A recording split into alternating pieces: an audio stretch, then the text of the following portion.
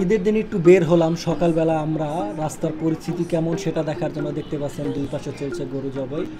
এখনও কিন্তু ভোর দুপুর বাজে 2টা, কিন্তু এখনও মানুষজন গরু জবাই করছে রাস্তার দুপাশে। তো আমরা অলিগলি দিয়ে একটু বের হলাম রাস্তার পরিস্থিতি দেখার জন্য কেমন।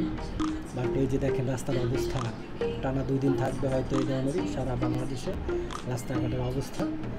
কারণ যেহেতু পশুদের, এই যে দেখুন 2টা পশু দাঁড়িয়ে রয়েছে, এখনও কুরবানি দেওয়া হয় নাই, দুপুর বেলা 2টা। অনেকের দেখবেন গরু খাওয়া শেষ, আর অনেকের জবে দেওয়া হয় না। কারণ ঢাকা শহরে হয়েছে কি প্রবলেমটা যেটা হয়, কসাই ছাড়া আসলে গরু জবে দিতে পারে না। দেশ গ্রামে হলে তো পরিবারের যে লোকজন থাকে তারা মিলে কিন্তু পুরো গরুটাকে জবাই করে ফেলে। আর ঢাকা শহরে আসলে এটা সমস্যা, চাইলে অনেকে দিতে পারে না। তা আমরা 2টা গরুকে দাঁড়িয়ে থাকতে দেখলাম অনেকক্ষণ যাবত, যাওয়ার সময় দেখলাম, আসার সময় দেখলাম। হয়তো এখনও কসাই এসে পৌঁছায় নয় গরু দুটিকে কুরবানি দেওয়ার জন্য। কারণ অনেক জায়গায় কিন্তু সকাল থেকেই অনেক গরু কসাই দ্বারা আসলে কুরবানি হচ্ছে। আর ঢাকা শহরের মূল সমস্যাটা এই কারণেই কিন্তু এখানে কুরবানি এখনও হচ্ছে না। হয়তো কিছুদিনের মধ্যে হয়তো হয়ে যাবে। গরু দুটো দেখেন তাকিয়ে রয়েছে, একদম দুটাই কিন্তু একই সাইজ।